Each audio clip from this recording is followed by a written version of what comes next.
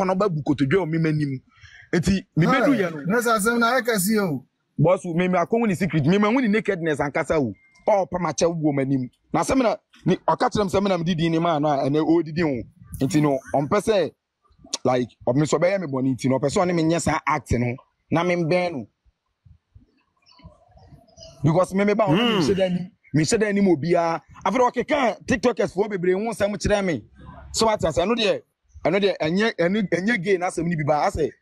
onye ni papa so what say obi am ni mu fe o ye crofo kire me na wona hwe wom wona ayom say o kan na to ring light ma wom enkwasa sam bebre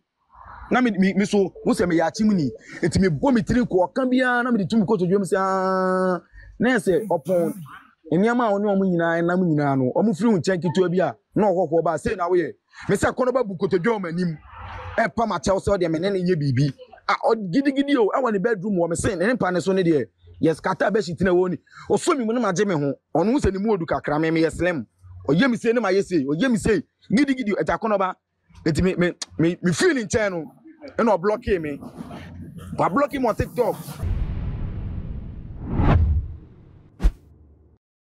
So my GH so na hwefo ani gu so a wo hwa me sa bre ye tena se dia na ensem a ekotwi kwabreman ene ye de brewo ene ubie TikTok so a de obehunu ne kane eya akonoba ne Jackson kwe hu nsem a aba na enam so ma celebrities agodo na e kire wo madwene e de fa ho dodo na be make a reaction towards video na eko ene nsem a ekoso ewo eye oman we mu na Ghana ha na kamya ese wasam ba de nya sanketo wadu ani de ye ni na so wasam ba ye bedi bi amwo hu ne se nya won kwa na anya asam no ne Ghana fo nyina sa asam ni ba abonten pe no ye TikTok ho ayese ena asam pete obi ye ka de ope e de fa ho aye too much so said and catch no ye modum na subscribe like share video no e fa mambe Prophet Dr. Abednego number na so the screen ase wo hia e ya ho bambo video pesa wo ye bia o fresunsu mura na wo beboa na wapa no ye e de ama ensem bi mu do na so ntwa ho si mamra ye ba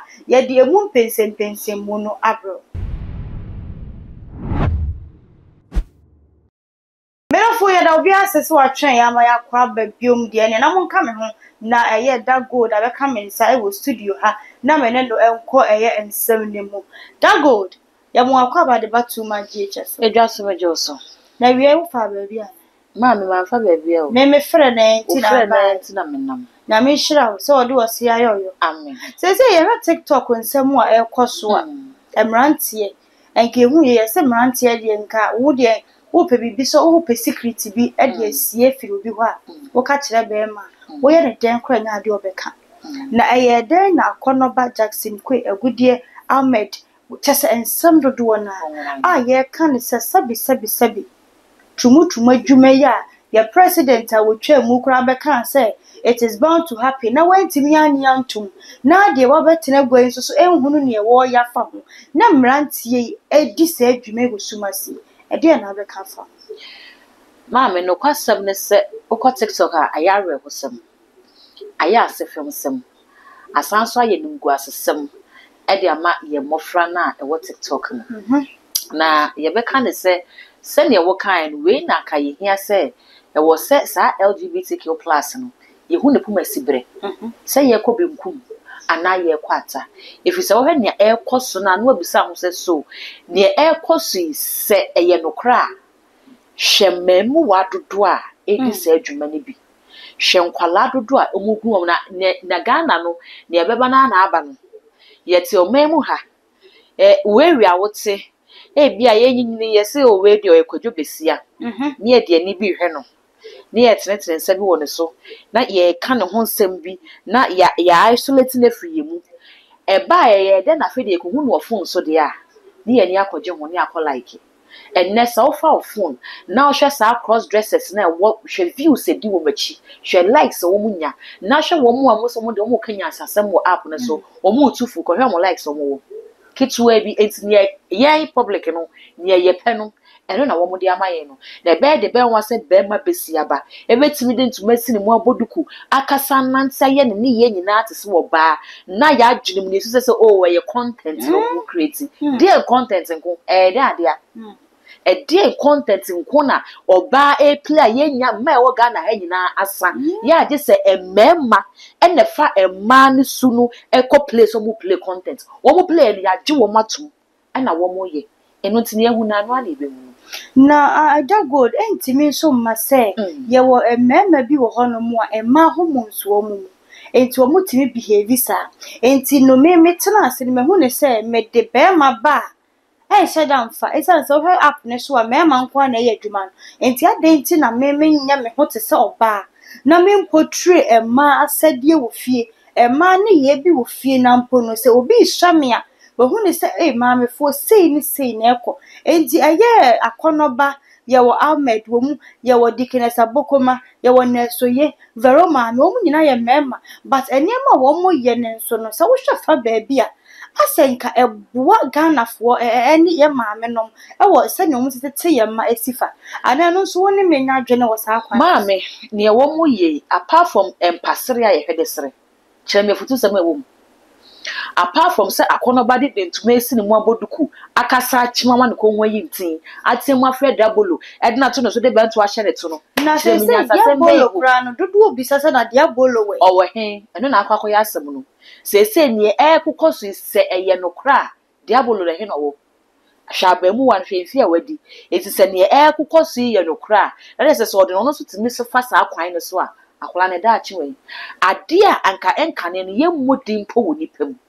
ade a enkane no yete se obi kra kwakoye a na kampanifo twedwan gu ne so efise wabomusu eno nenne na amafo ye hia na wo atu all in the name of content na me say send ye yeso so wo musu we kwa de say enkito bi sa aba ne yate na ne ma ye wo mo ma monte me kan ye minim se video na kwaso ati mu nsem a ya fe ne ye kaka asofo a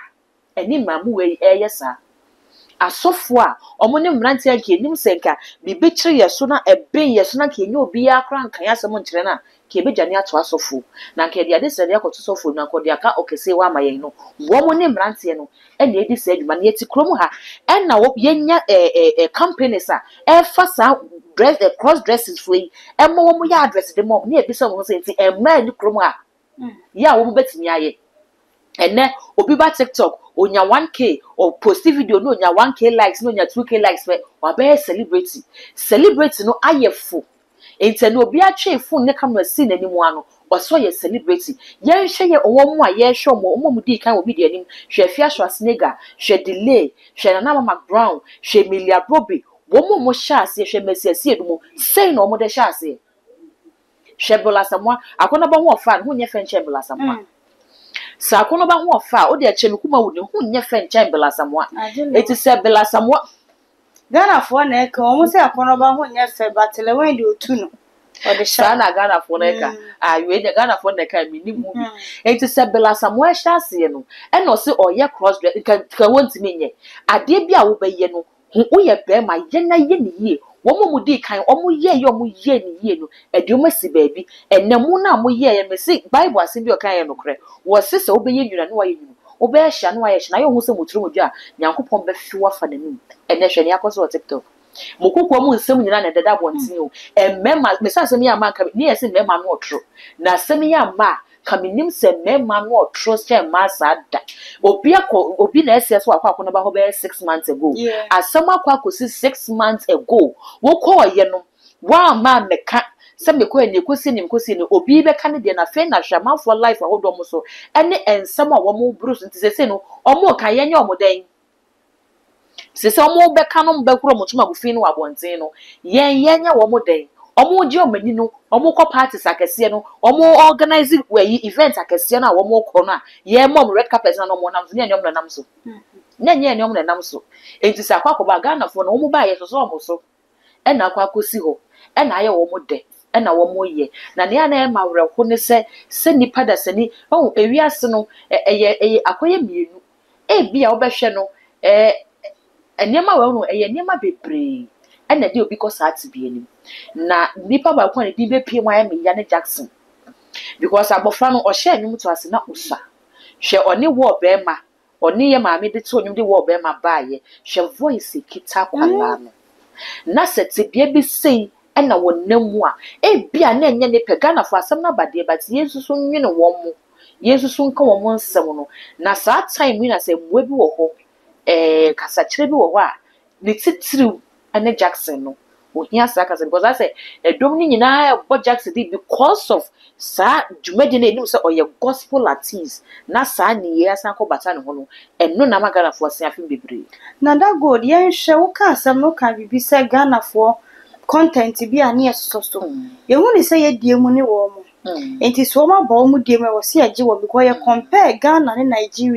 Nigeria for wo mu so wo mu akasa nipa so so de bibi ba wo mu nyinaa di twa ebegu ade ne so enti sɛ Ghanafoɔ nso so no yɛhu ne sɛ yɛ mabunu no sɛ wo mu yɛ adwuma wo mu portray niema bi na yɛsoso wo mu so anka no ne bɔne ne sɛ maame obi yɛ ade a wo so no so bisa sɛ ade na wo yɛ no impact efiri mu ba yɛ de wɔ o di Nigeria for ye mfatu ho se mo ya dom so Nigeria cross dress do se na emu app ne so Nigeria for do se na portray na Ghana for portray bi se nipa na wo ya de no an o mo ya de no ma ye gigide na emom no obi te se Kofi Maame ye oba hwe se ne wo ya de no e fe keke enti se eye se ne na ye pa Kofi Maame o ye oba we play ye enti ka Kofi Maame ye oba wo play de ka kono ba wo ye be ma enti se ka wo ya abrewa ne ka wo ya akwakora and I can't go for mommy air pair and content ben a kebeche sa content we but because ye nim esa say na me kan yen yaso so mo so say hu ne say fe we nim na me bisa say ne yeso so no impact ben e ne free mo ba obi ye ade a o make impact ne mabunu ne ye no apart from sa empasere na ye hwede sere de die ne no asa efutu nim ensakrade bia nim se wo abrewa wo kwa yiase a wo kosu wo kire se na Ghanafoɔ mere wasu wo kire se ne yesu ne wi a ede ne firi mu ba wo kire se ne Ghana ni maame etia ne ba wi a ede ne firi mu ba se kura tia ne kura ye ntia se Ghana na ye wo no awofo ntia ba se nka awofo tia ba nka megimi di se emamu wate bia wo makomu yi anka bebre nko sa ate bia ni enti sa konoba vero maame abokoma wo mu ye wo ba se wo mu ayese nyame adom wo ma yeye TikTok ne enam so mo mu hunu nipa se ye claim se wo mu nso so ye celebrity ne ayi ne dia na ye wo celebrity ye wo star ye wo public figure enti betumi aba se wo mu celebrity de ye celebrity obi asa keke enti e fa se wo mu nyina oba ye public figures because enkrofo hunu wo mu oye wo ba adwuma onu hu ni se wo ye didi no wo ye didi enya hu sika na obere wo bi asemada no wo betia ne se wo nkoso nya na wo nyai maame oye meba nipa ball ni ho ne akotona atwele so enti se wo ye meba na meti hei meba bema all in the name of content we also or create content enti no obekofa mata ade ahye be ne ho ba na ade bia obe bia e wo sunsanso ebi na ye hu no aduane bia wo kombedo no ubedi ebi na ye hu no enti semeti ye no kwasam ne sesenko ye me ba anka madwene hu mienu akosi ne senso madwene hu mienu akosi ne se sika be free mu abade obehie nipa de apart from say wo portray wo ho say oba no bibi foforo bia ni ho abetimi aye biem ye hwe obi te say Zandi Camel Zandi eba media no so ne hu ne oyeye edrumi bi kwa Zandi ye ne pint life ewi akire no ose na wo pe fame no ana na wo de yesa ohun ne ho no onya fame ni wie no osan rebranding no ho amene Zandi yebu ne kama ebu aba ne ho enti samo de mo de sa content ne kwa ne ba bonte na Ghana fo hu mu a ye hu mu na ye gi mutu mu wie ye no enti mo anka bibi ankyere mo ade enti na mo ampe kwan bi so afa ansan rebrand wo mo ho anko e bibi foforo ama na nye yi because omo enjoy ne omo ye nti no e na meka yes so mo so ene interview do ne e frɛ omo ko on several interview platforms omo kwa ye bi so mo say especially ne akonoba say na Ghana fo ka eye no kre wo seda enehwe na beto bontin so you enti se eye no kre se ne e kona enne akonoba pie obe de hwe bitani we so just na mbi ka nipa ball ni ho ne akoto ma twene so eye asam na aba eye ne de na aba ne ye ka ne obi so de so ma me ehu ye enu nti se ya ne so wo mo so no ye ya na ya ka enti ya ye san twi wo mo ma ye ho na ya san kasa ncho me nka ntro mo se saa tibia we saa esu we ensem fata Ghana ha ya mamrem ni amane no saa ne ma we ye nso so enti de se hunhun bi kura ne bowura mo no mo de yes a omani abo mo ho so omunhu no mo sakran firi mu that good ye behran so a oman we mu no e kame aye se wo hya se se wo ye bibia e na dodo frew dodo na wo social media wo mo ema wo mo ye mma adwuma ema ye mma adwuma ba ye nyina ye wo ma mu ha sei me pese me bo company bi adin but obi pe content creator obi pe obi amana ye advert amana saafo ya ye condemn wo mo se wo mo na ye mpese wo mbe ye se adwuma no sa company ni kofa sa nipa no na de ono ye be ma na wo ye be ma nyuma no ye yi na firi mu oye oba na oye oba adwuma na yi na firi mu obi timi jewelry shop anka obenya oba bi wo TikTok a wo ye ready so oba ye advert na ma but obi sa oba na no akofa konoba na konoba akwa advert ma sa jewelry shop no makeup studio hair studio enti ade ya wo so hye bi de advert no enti ade ya ne yenso ye ka kire companies na wo mu no ehunu emaya ne memu a ne yiye ne afi wo mu so na wo no ma eniema wo mu ye nsem fata ne ye frɛ wo de ne ye ka kire wo mo ena me ka se ne nyina ko wie se ene ye ne ena akwa aba abebo ye tiri so no enu nti we so e ka bibia kire the companies na e pa amanfo de o ma ye advert ne se wo ye company o to nwi a enwi no o bodero de akire ma o modero fa kire mema be me bia no a o to nwi ndi aba so na ade ya ne se mema no kra ma na hye nwi de akire ko mo ni difference wo say Brazilian hair say Indian hair say Ghana hair say free Togo mema na ye hye nwi de akire wo mu no omo nim difference wo mema na edi nyi hye mu ti so ya advert no omo nim difference wo mu ye ma na ye koto no eni nim difference wo enti so wo ye studio wo ye makeup studio wo to nwi wo ye cosmetic shop wo jewelry shop we nka bi nkyira wo se ebra so se ma so wo app ne so bi ya wo mu so ebo wo mu homoden eni aso ya memene da omo nyina go hwenye ma omo ye ya wo so bo mo homoden enti enye mema no na wo se ekofa taade ne hyema ne ye fe me ka kire so obu wo hu sakoro ba kra sese ne hu se wo ba no ne ka na shi na ye na kufu eti wo se ne pa se wa agin se akono ba ye edom no de on be show ni pa se na ba beto wa de ma wo app ne so ebebre wo app no so mo talent a ebi hu ofe oba bi okita natural beauty hu na hu se we de no hu ofa wo de ne ye makeup advert na se bi ka o mre kra what talent so betimi apotry ade ni yi enu nti sa cross dress yen companies ne ka ho yen ya ye bi o machini ye ka ho ana ya so so mo bedru ha because all the content me beto no one like here say sika likes do ne money sika one like here so onya sika no so bi an friend so me try advert man na onya sika no wa friend man no bible so me no bi an friend so me advert man no obewura bu akwa transaction so the week na opportunity buy na watch bo so me afe no obi afre no betu wig net wo akotuna barber shop akoyility barber shop akese mema do se na from some advert because omo hu advert bia ye ma na ye advert na ebeye no ma wo ho ne esa ma no hu ne akwakofa ememei se wo mo mra no ma me advert na ene hwe ade a ye ma no kra enso ye no mema na aja acha from wo kum ade na enso ye mame se ratio ye ka se ye cha 1:6 1:7 enti e fa be ma ba ko amanso emensia enti ye ma no kra enso ye ene mema na je afa wo moku enti e bi se o ma sa kra be short ye o ma sa ade we de no kwasam ne se e ya rekosem we ka Ghana for kra se ye mfre Honorable Sam George ne yan kan che Mahama se yesre no bebi odi na kwochere be anko wonsesa ne ntem no fa ne ba gender ministry because ono na LGBTQ+ no ye hu se waje agina mu yie pa bebi ya adri ebre nu nie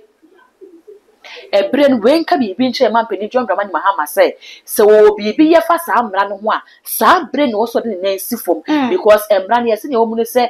ye nya pass se kim se Ghana ha ye fa sa de ne nya dwuma untimi hye obema ntimi ko hye obata ade untimi fa social media platform promote sa ne ma no se bia wo di promote obi se o de ya advert bia ma no o ye hu so bia sese no ha so ba se bema emra no nu bedi sa bre na Ghana ye hia sa ade no se wo mutiri se Ghana o mo nye sa ade ni ntu a ero ni ade o mo de bo MPP echipa ma MPP idodo na dizutia o mo wo maba yesro mu ne so idi adanse se ye mabunu no ye titiro no ye mbrante no womo sei enti se emre bi wo hwa nkasa de we kan ya chi wo mu nyina gu nka wo mu nyina ya chi wo nyina gu ti esra ban no on keka no ho na o mamra ne adwuma that good ye better was say that good they say on mine no mampani ne nkeka ne ho ene na mampani otie agwama ekeka ho magana ensam wa aba beto dwa ene no adofo no mu a wo hye me wa wotie me wonim ne ekoso e wo man we mu dada ye besere companies no ene ye individuals na mo fresh afoi so wo metwa advert ni ade mo ye wo ma omo ye very good e wo e TikTok ne so aso ya amapokwi ya memene da baso wo ho afa ye wo pesi nesha wo mu nyina wo ho no ma wo mu ye adwuma ne se be ye adwuma ne be kosoro ye fresh afoi ni ani omo enya adwuma na mema ne nso hunu ba bi ese se wo mu fa e ba ne sa asembia e ma too much ni adofo no message so be subscribe no like ya share video no e di amma me aha e na me do e sie dwaso hema e na me jeso makra